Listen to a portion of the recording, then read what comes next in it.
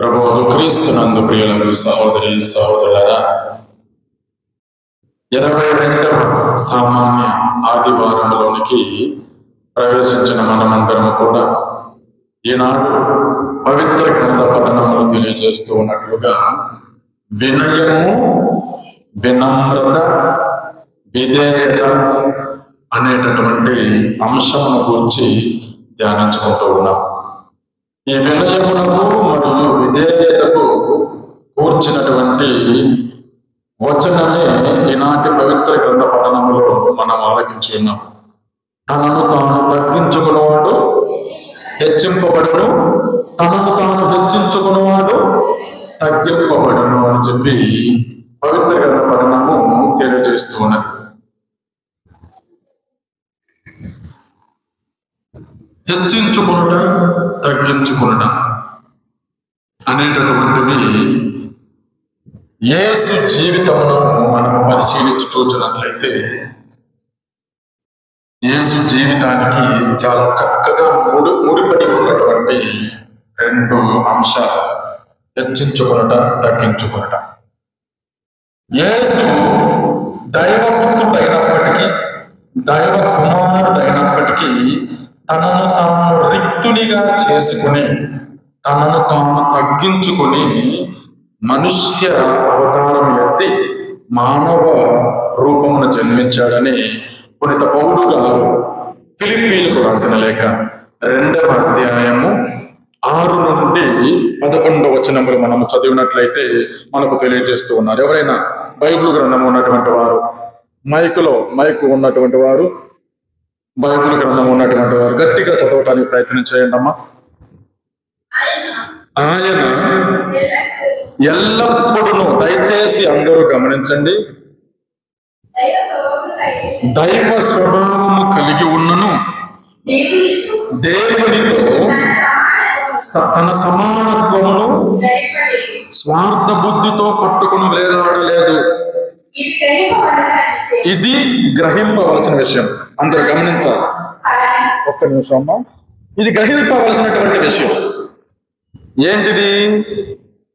ఆయన యేసు దైవ స్వభావము కలిగి ఉన్నప్పటికీ, దేవునితో సమానత్వమును కలిగి ఉన్నప్పటికీ, పితా పుత్ర పవిత్రాత్మ అయినటువంటి త్రిత్వైక సర్వేశ్వరులలో రెండవ వ్యక్తి అయినటువంటి యేసు దైవ కుమారుడిగా ఉన్నటువంటి యేసు తమను తాను దేవునితో సమానత్వమును కలిగి ఉన్నప్పటికీ ఆ విధముగా దేవునికి సమానత్వముగా తనను తాను ఉంచుకొనలేదు.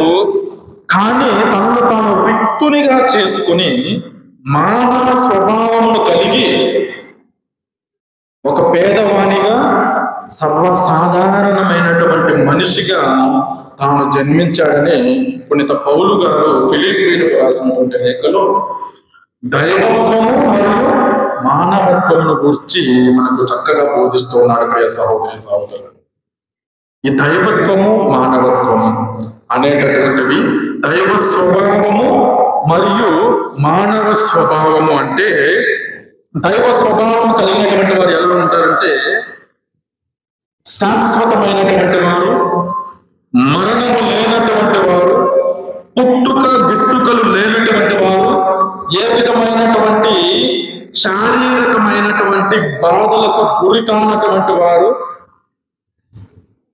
కష్టములు, బాధలు, శ్రమలు లేనటువంటి వారు, ఎప్పుడూ కూడా ఆనందముతోనూ సంతోషముతోనూ మరియు ఎల్లవేళ కూడా ఈ బాధ, కష్టము, నష్టము లేక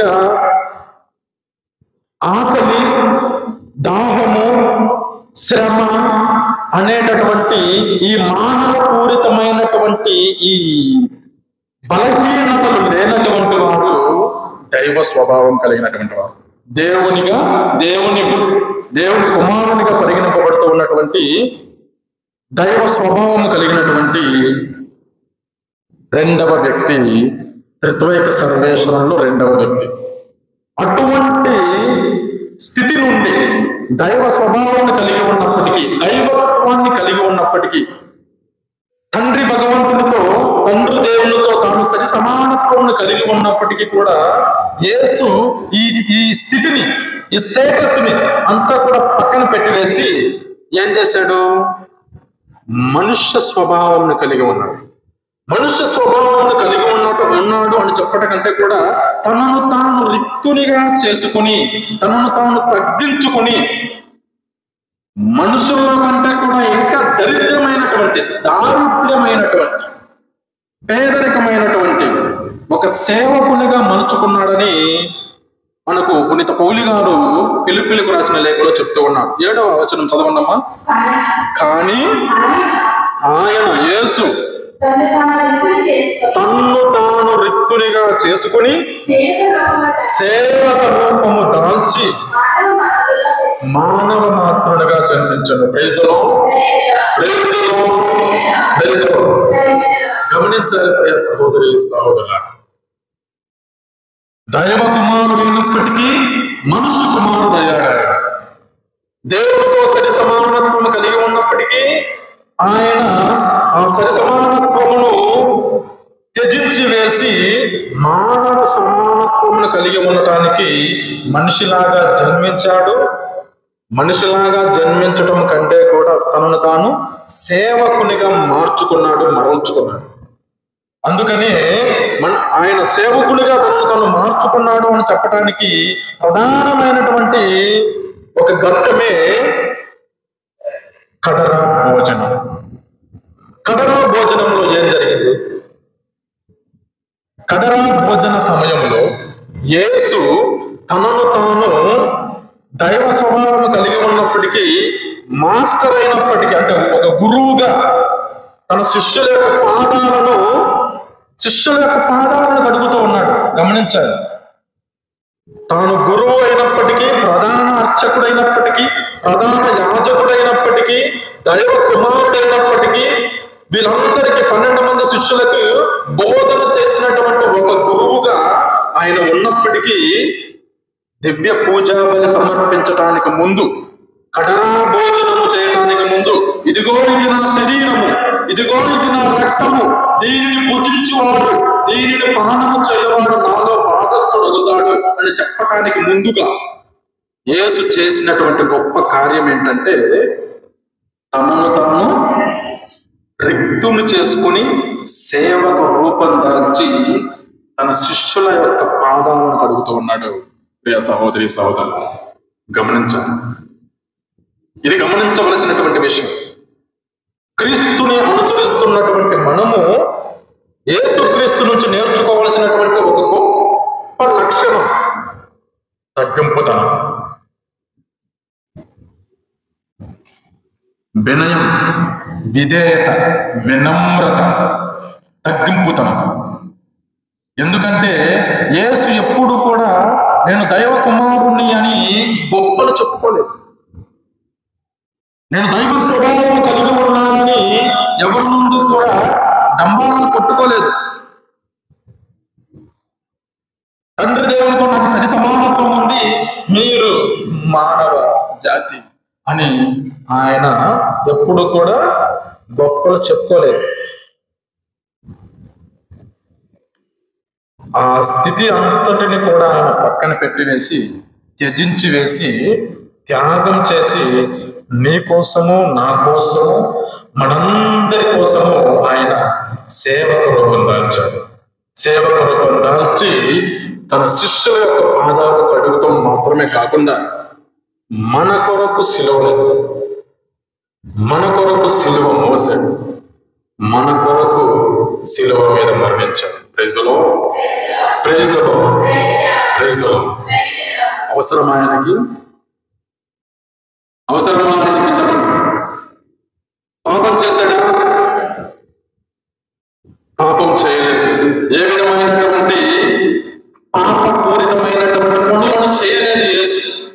ఏ విధమైనటువంటి పాపానికి సంబంధించి సంబంధించినటువంటి బానిస బ్రతుకుని బ్రతకలేదు యేసు.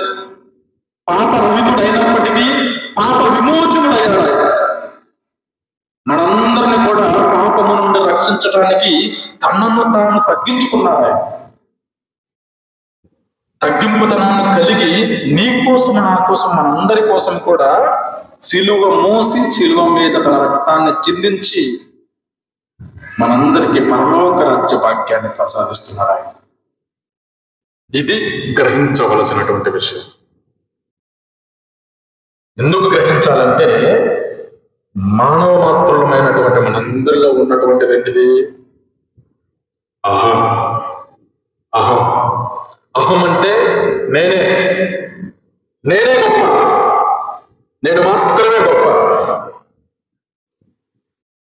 స్కూల్లోకి వెళ్ళినప్పుడు మిగిలిన విద్యార్థుల కంటే ఒక్క మార్క్ ఎక్కువ వస్తే చాలు ఆ పైకి లేస్తుంది.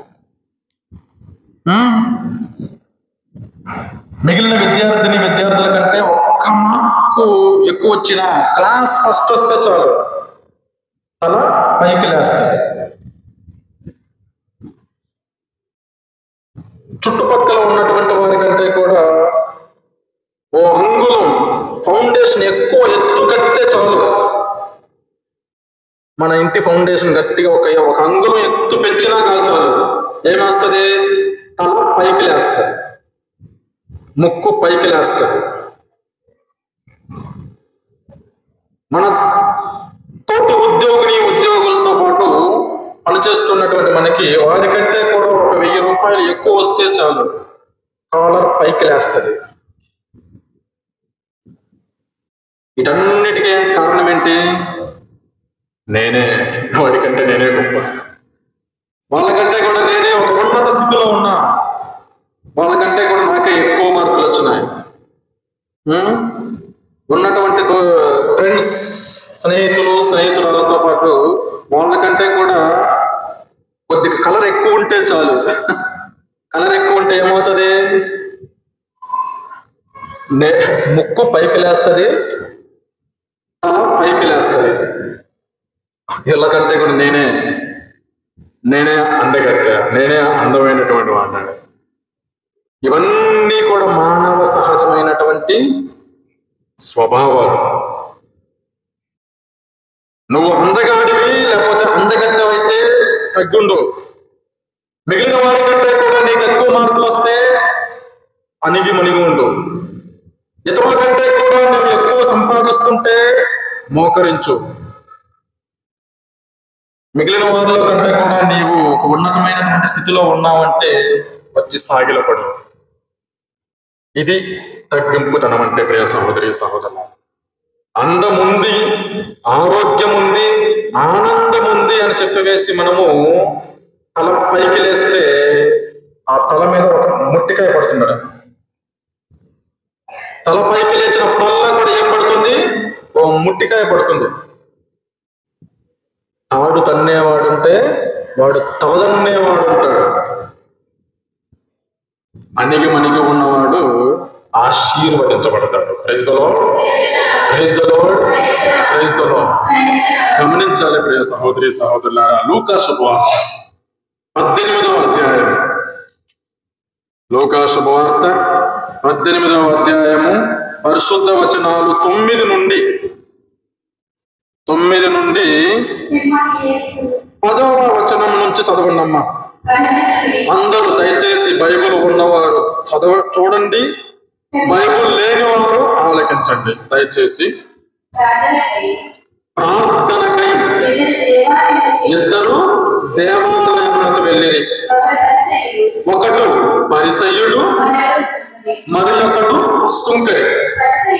పరిసయ్యుడు నిలుచుండి తనలో తాను, ఓ దేవా, నేను ఇతరుల వలె లోబిని కాను, అన్యాయం చేయువాడను కాను, వ్యభిచారిని అస్సలు కాను.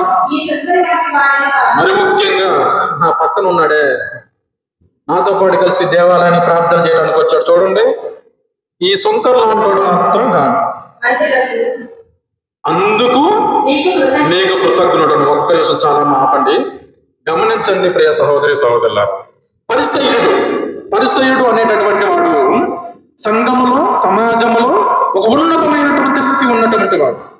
పరిసయ్యుడు అయినటువంటి వాడు చదువుకున్నటువంటి వాడు. పరిసయ్యుడు అయినటువంటి వాడు దేవుని యొక్క నియమ నిబంధనలను తూచా తప్పకుండా పాటించేటటువంటి వాడు. పరిసయ్యుడు అనేటటువంటి వాడు దేవుని యొక్క గ్రంథాన్ని క్షుణ్ణంగా పరిశీలించేటటువంటి వాడు, పాటించేటటువంటి వాడు. ఈ పరిసయ్యుడు దేవుని సన్నిధికి వచ్చి తాను ఎటువంటి వాడను కాను అని చెప్తున్నాడు. నేను ఎటువంటి వాడను కానంటే లోబిని కాను. లోబి అంటే ఏంటి? లోబి ఆశపరుడు. వాడు ఎంత ఇచ్చినా కానీ ఇంకా కావాలి, ఇంకా కావాలి. ఆశతో చచ్చిపోతాం. అటువంటి వాడు లోబి. అందుకని పరిసయ్యుడు ఏం చెప్తున్నాడు? నేను లోబిని కాను, ఆశ పడేటువంటి వాడిని కాను. రెండవది, నేను వ్యభిచారిని కాను, తప్పులు చేయను. ఏ విధమైనటువంటి వివాహానికి అవివాహకమైనటువంటి సంబంధాలు కలిగి ఉన్నటువంటి వాడిని కాను. పరాయి స్త్రీలతో వెళ్ళేటటువంటి వాడిని కాను. నా వివాహ బంధానికి నేను కట్టుబడి ఉన్నటువంటి వాడిని. నా భార్యను మాత్రమే ప్రేమిస్తాను. మరియు నేను సుంకరి వంటి వాడిని కాను అని చెప్పి అన్యాయం చేయనటువంటి వాడిని కాను. అన్యాయము చేసేటటువంటి వాడిని కాను. ఎవ్వరికి కూడా నేను అన్యాయం చేయలేదు. మరి ముఖ్యంగా ఈ సుంకరు ఉన్నాడే, సుంకరి ఏం చేస్తాడు? సుంకరి లోబి. నిజం చెప్పాలంటే సుంకరి లోబి. సుంకరి పన్నులను ఎక్కువగా విధిస్తాడు. కట్టవలసినటువంటి పన్నుల కంటే కూడా ఇంకా ఎక్కువ పన్నులు విధించి అన్యాయానికి పాల్పడతాడు. మరియు లోబితనాన్ని కలిగి ఉన్నటువంటి వాడు ఈ సుంకరి. అందుకే చెప్తున్నాడు, నేను ఈ సుంకరి లాంటి వాడిని కాను. గమనించండి, ఇదంతా చెప్పిన తర్వాత ఈ పరిసయ్యుడు ఏమంటున్నాడు అంటే, అందుకు నీకు కృతజ్ఞత ప్రభువా అన్నాడు. నన్ను ఇటువంటి వాడిలాగా చేయలేదు కనుక, నేను ఇటువంటి వాడిని కాదు కనుక నేను నీకు కృతజ్ఞుడునంట. మరి ఎటువంటి వాడు తెలుసుకుందామా? ఈ పరిసయ్యుడు అనుకున్నటువంటి వారు. హలో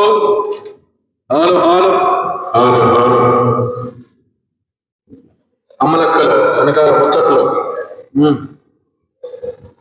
మైక్ తీసుకొని రమ్మంటారు ఎక్కడ దాకా.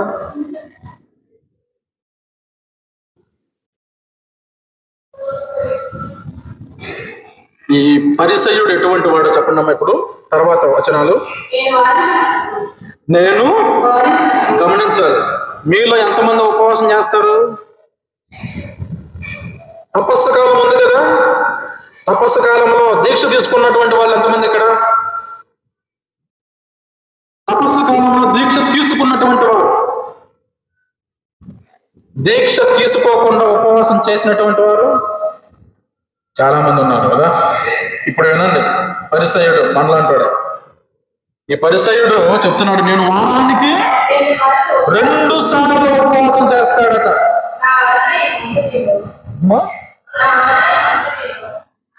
ఆదాయం అంతటిలో 10వ భాగం 10వ వంతు చెల్లిస్తున్నాను.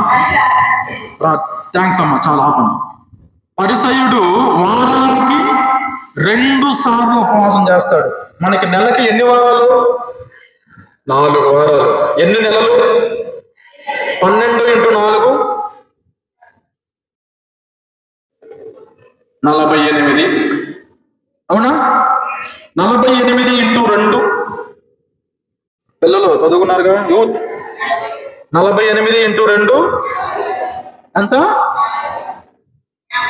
50, 80, 80 కాదు, 96. 48 × 2 96.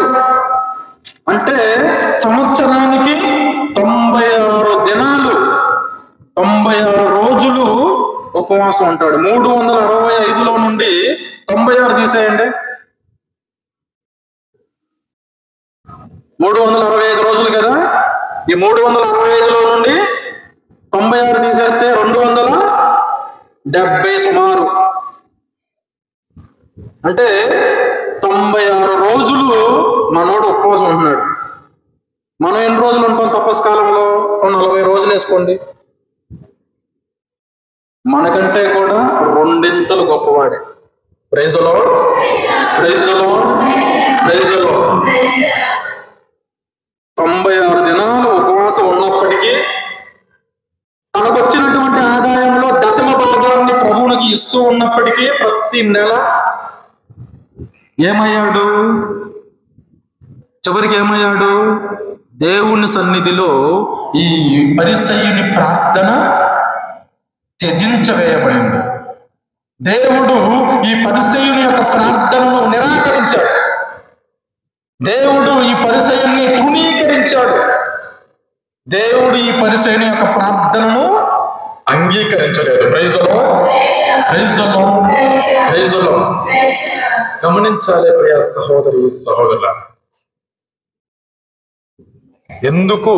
మనకంటే గొప్పవాడేగా పరిసయ్యుడు. మనకంటే గొప్పవాడే కాదా? తపస్సు కాలంలో విభూది బుధవారపు రోజున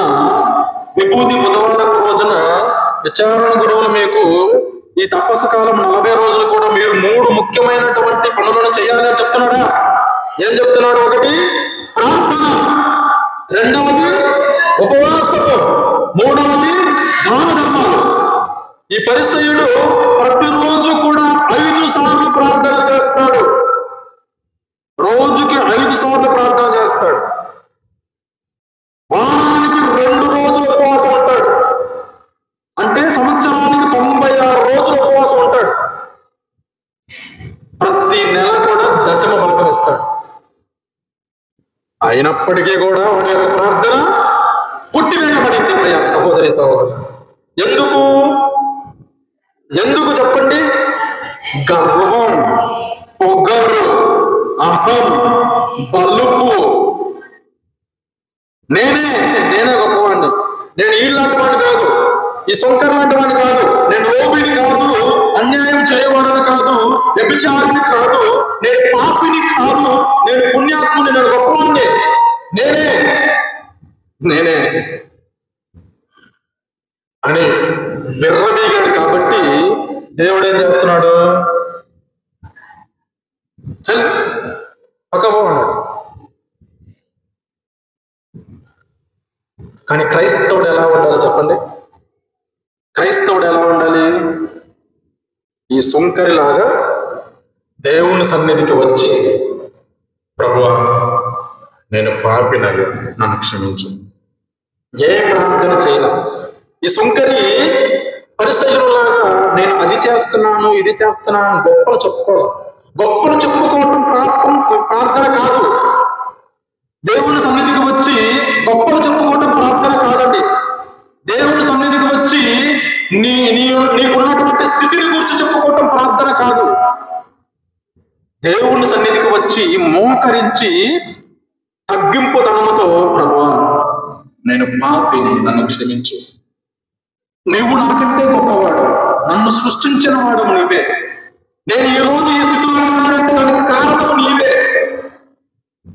నేను ఆరోగ్యంగా ఉన్నా, అందముగా ఉన్నా, ఆనందంగా ఉన్నా కూడా దానికి కారణము నువ్వే. అందులకు నీకు కృతజ్ఞుడను, అందులకు నీకు స్తోత్రం ప్రభువా. నేను పాపిని, నా యొక్క బలహీనత ఇది, నన్ను క్షమించు అని తగ్గింపు తనంతో ప్రార్థన చేసినటువంటి ప్రతి ఒక్కడు కూడా ఆశీర్వదించబడతాడు, అనుగ్రహించబడతాడు. ప్రియ సహోదరి సహోదరు, బప్తిస్మ యోహాను గారు తెలుసు కదా? బప్తిస్మ యోహాను గారి గురించి యేసు ప్రభువే పలుకుతూ ఉన్నాడు. ఏమని? మనుష్య రూపము ధరించినటువంటి, మానవునిగా పుట్టినటువంటి ప్రవక్తలందరిలో కంటే కూడా గొప్పవాడు బప్తిస్మ యోహాను. అటువంటి బప్తిస్మ యోహానే యేసు గురించి చెప్తూ, నేను ఆయన పాద రక్షకులు, ఆయన చెప్పులు తీయుటకైనను నేను పనికిరాని వాడిని అని చెప్పాడు. Praise the Lord, praise the Lord, praise the Lord. గమనించాలి ప్రియ సహోదరి సహోదరుల, అది వినయం అంటే, అది వినమ్రత అంటే, అది తగ్గింపుతనం అంటే.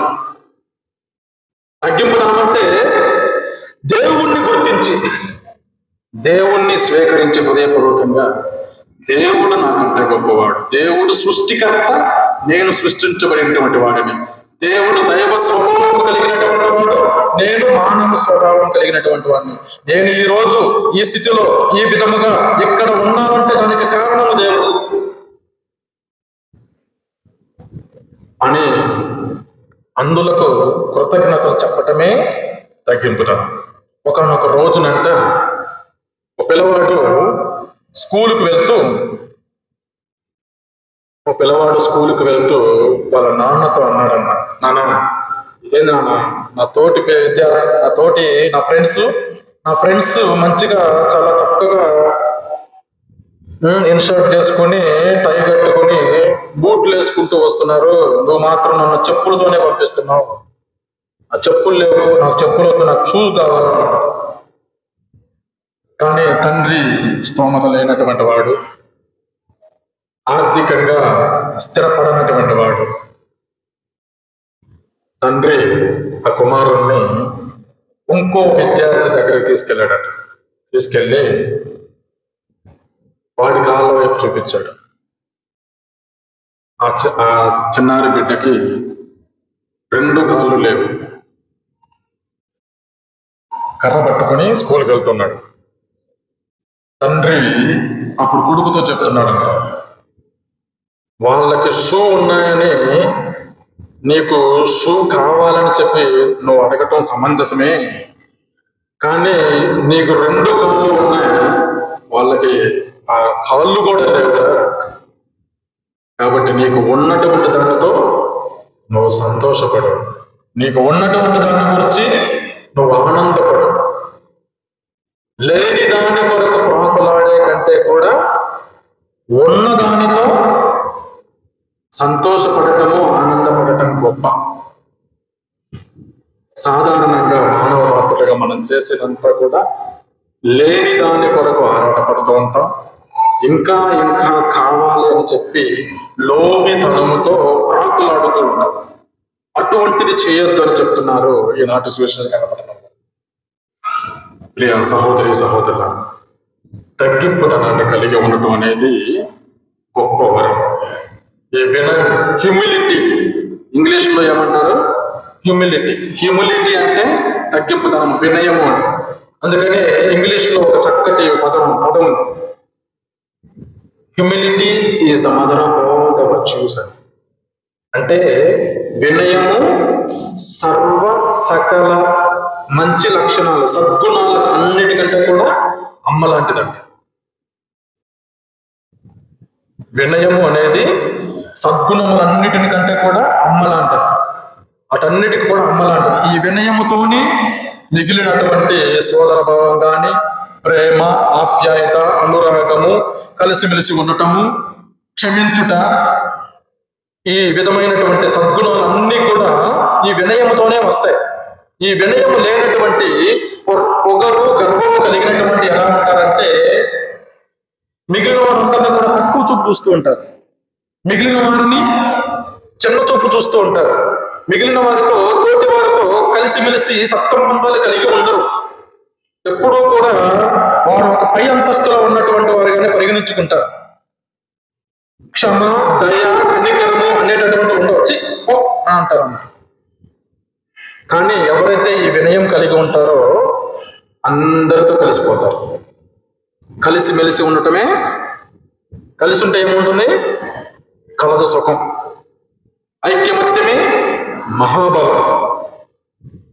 ఈ వినయము కలిగి ఉన్నటువంటి వారు కలిసిమెలిసి ఉంటారు, ఐక్యమత్యంతో కలిగి ఉంటారు, ఒకరినొకరు ఆదరించుకుంటూ ఉంటారు, తోటి వారితో సన్నిహితమైనటువంటి భావాన్ని కలిగి ఉంటారు, స్నేహపూర్వకమైనటువంటి భావాన్ని కలిగి ఉంటారు, సోదర భావాన్ని కలిగి ఉంటారు, ఇరుగు పొరుగు వారితో ఇచ్చిపుచ్చుకుంటూ ఉంటారు, అందరినీ కూడా చిరునవ్వుతో పలకరిస్తూ ఉంటారు. తోటి వారు కూడా నాలాంటి వారే, తోటి వారి అవసరాల్లో కూడా పాలు పంచుకుంటూ ఉంటారు. క్షమ, దయ అనేటటువంటి సద్గుణాలను కలిగి ఉంటారు ఈ వినయం ఉన్నటువంటి వారు. ఈ వినయము అనేటటువంటిది క్రైస్తవునికి, క్రైస్తవరాలకి ఒక ప్రధానమైనటువంటి లక్షణం. వినయము లేకపోతే క్రీస్తులో నీకు భాగస్వామ్యం లేదు. వినయము లేకపోతే క్రీస్తు యొక్క అనుచరురాలుగా పిలువబడడానికి నీవు అర్హుడువు కాదు. ఈ వినయము అనేటటువంటిది క్రైస్తవ్యములో నీకు ప్రధానమైనటువంటి లక్షణము. క్రీస్తుని యొక్క అనుచరురాలుగా ఒక క్రైస్తవురాలిగా నువ్వు పిలువబడుతున్నావంటే నీకు ఉండాల్సినటువంటి మొట్టమొదటి లక్షణం వినయము, విధేయత, వినమ్రత, తగ్గింపుతనం. కాబట్టి ప్రియ సహోదరి సహోదరులారా,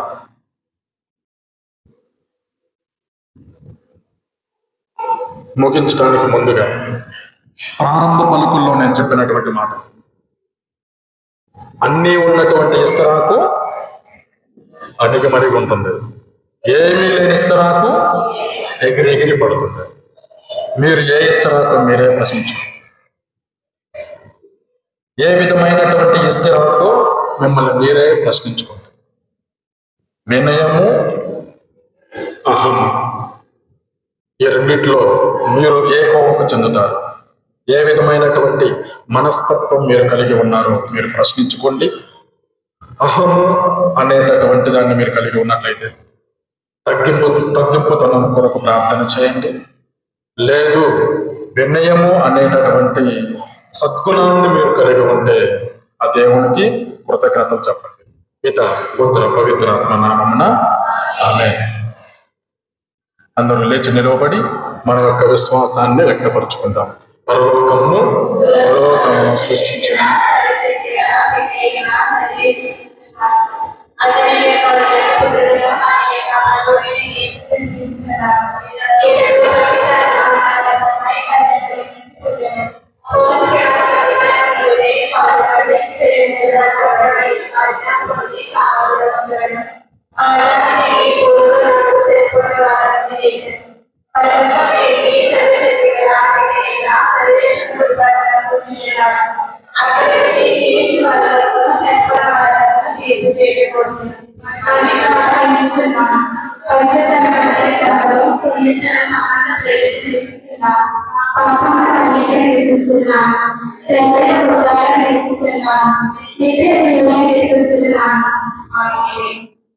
అందరూ కూడా కొద్దిసేపు